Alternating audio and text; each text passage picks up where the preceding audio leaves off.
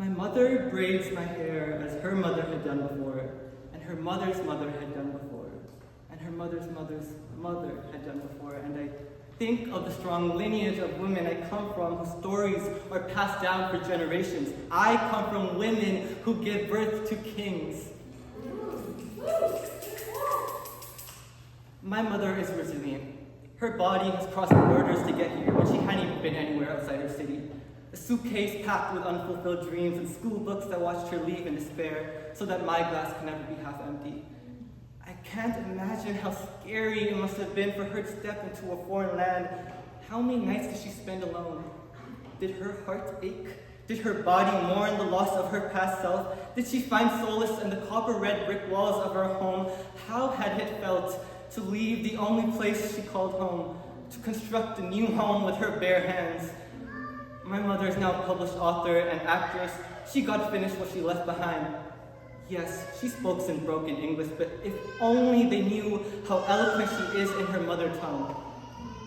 If you could see the way she sets the stage on fire with her wit and charm, heard the roaring applause erupting the theater stadium, see the talent pouring from every vessel of her body, then you would be at a loss for words.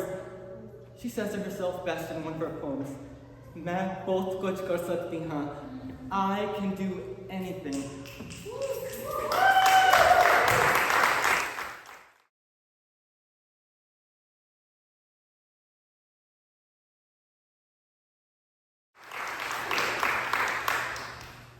My father comes from a family of farmers.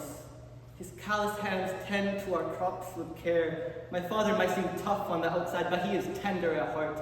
He wears a struggle in his palms. Sometimes it makes me drown in guilt.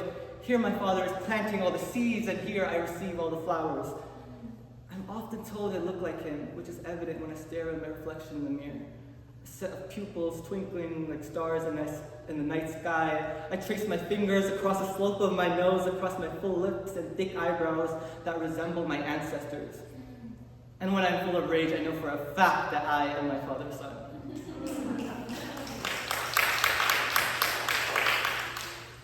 I carry parts of both of them. I carry their pain, their hopes, their dreams.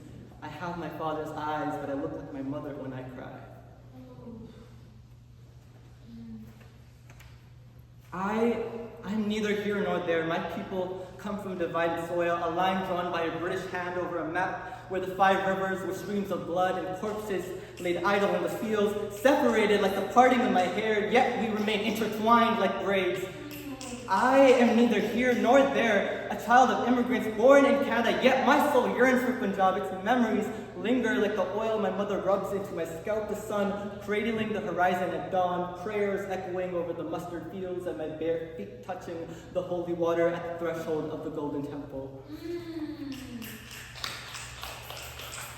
I coil the sacred cloth around my top knot. Each layer woven around my head tells a story. This act of time is like a ritual, one that connects me to my roots and my ancestors. This is the legacy of my gurus, the kings and queens that ruled empires before me, of the brown bodies who fought for the British in the war. It is a part of my identity. It is an act of resistance. It is my armor. Without it, I feel exposed. It's an act of resistance against ignorance, prejudice, and pressures to conform. It is my crown that I wear with honor.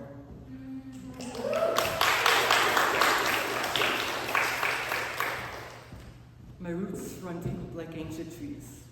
My identity is a living paradox. You see, I grew up with Disney and Bollywood movies, dancing to beats of both dol and bass, lost in the shoreline of distant seas. I try to find my place. My heart beats to a blend of both East and West. I wore uniforms with pants that were too tight and kurta trousers that fit just right. The first language I spoke was Punjabi. I balanced 2 languages on my tongue, which would slip into conversation like a loose thread. I heard the stories of the brave warriors, and I learned about the founding fathers. I grew up with confusion, a fusion of 2 worlds that seemed so opposite. Perhaps I don't even need to make sense of it. My identity can't be placed into a box. It takes up too much space. It requires room to stretch. I am the culmination of several fragments that grow and bloom from this earth. Thank you.